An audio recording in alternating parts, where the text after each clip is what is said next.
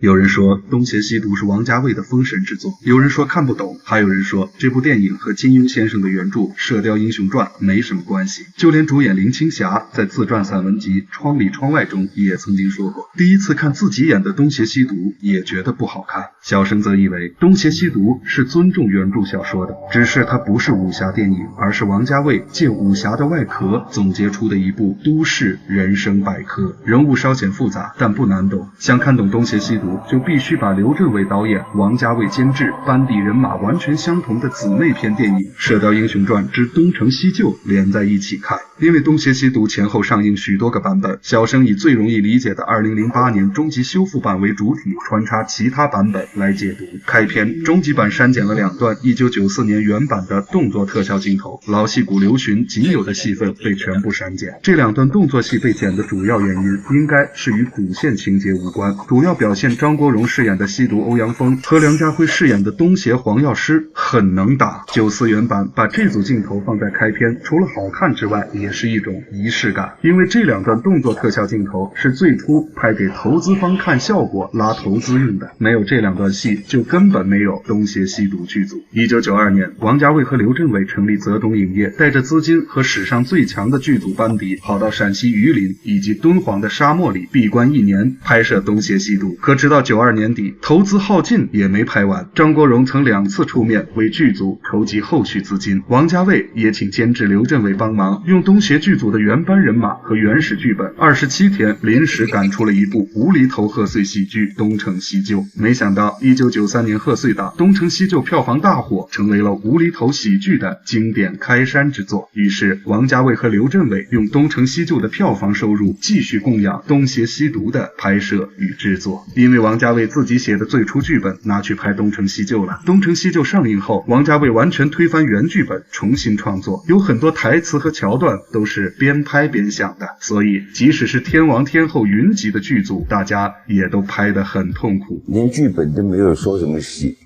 剧情怎么发展下去大家都不知道，你知道每天大家在耗时间，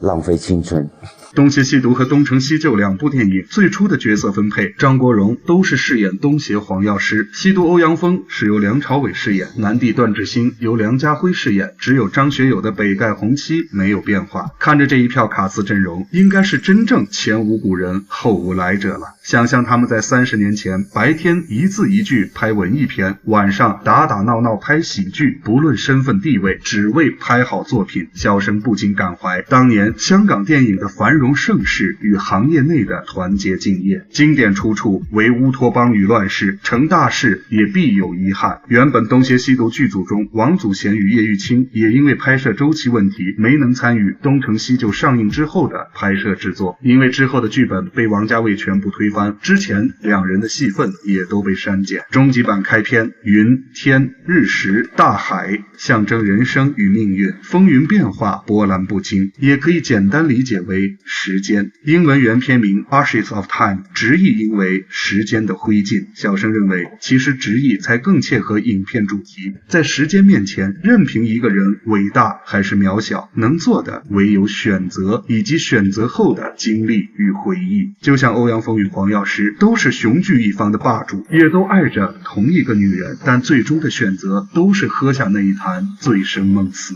然后把回忆中的遗憾记得更清楚。当你不能够再拥有，你唯一可以做的就是令自己不要忘记。